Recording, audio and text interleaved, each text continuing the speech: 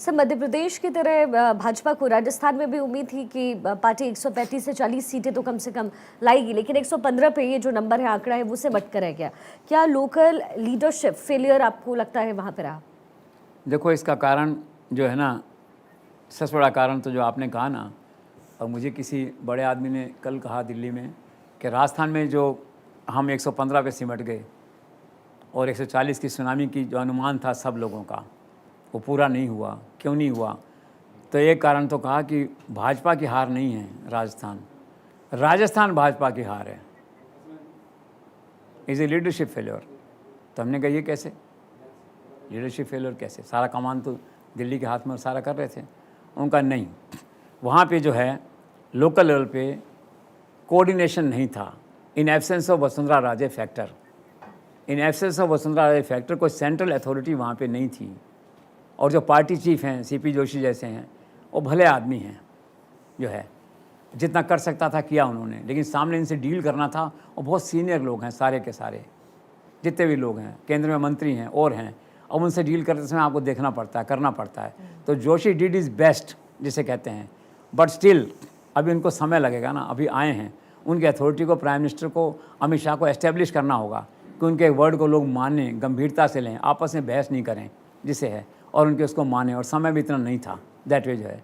तो एक तो लीडरशिप को और मजबूत करना है, लोकल को, जिससे हम ये बात कहते हैं। और दूसरा कारण क्या था इसके अंदर कि पार्टी में गुटबाजी बहुत रही, जो है 8 बागी उम्मीदवार जीत के आगे 12-13 लोग जो है नुकसान हो गया। तो 20-22 सीटों का नुकसान आपको वहाँ पे हो गया एक तरह से।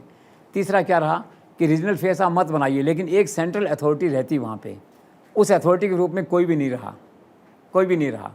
और उस अथॉरिटी का जो बड़ा स्वरूप था, एम्पावरमेंट था, वो सीपी जोशी का भी वो एम्पावरमेंट दिल्ली से नहीं हुआ उस तरह का। पीएम के साथ खड़े हुए, he is the next man to prime minister as far as closeness is concern in public meetings. आपने देखा हर समय आदित्य वही खड़े होते थे साथ में आकर के, जो है मुस्कुराते थे पीएम के साथ। बहुत रेयर होता है कि पीएम के साथ एक आपका स्टेट का चीफ इतने कंफर्ट लेवल पे खड़ा हो साथ में।